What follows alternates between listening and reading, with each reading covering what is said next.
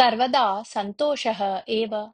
कदाचित् देशसञ्चारमग्नः कश्चन सन्न्यासिगणः कञ्चित् ग्रामम् अगच्छत्। सन्न्यासिनः ग्रामपरिसरे शिबिरं निर्माय वासं कृतवन्तः। तैः सह 20 गावः अपि आसन्। ते गवां सेवां कुर्वन्तः। ततः प्राप्तं क्षीरदधि नवनीत घृताधिकं सेवमानाः भगवन्नाम कीर्तनं कुर्वन्तः नृत्यन्ति स्म। ग्रामीणेभ्यः केभ्यश्चित् सन्न्यासिनाम् एतत् सन्तोषमयजीवनं न अरोचत।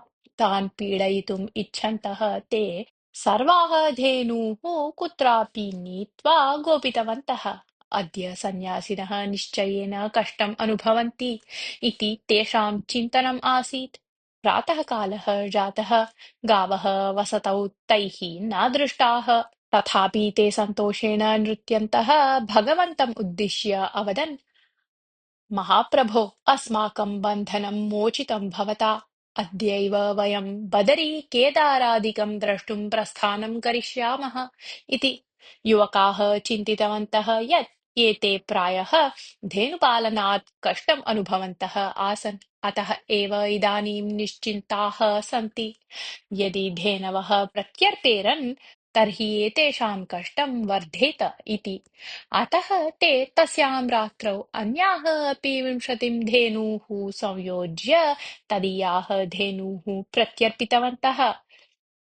अनन्तरदिने प्रातः गवाः दर्शनेन यथा पूर्वं सन्तुष्टाः सन्न्यासिनः सन्तोषेणैव नृत्यन्तः भगवन्तम् अवदन्, भगवन्, भवतः लीला विचित्रा। 20 गवाः आधिक्येन दत्ताः भवता। एतासां सेवां कुर्वन्तः वयम् अत्रैव निवासं करिष्यामः।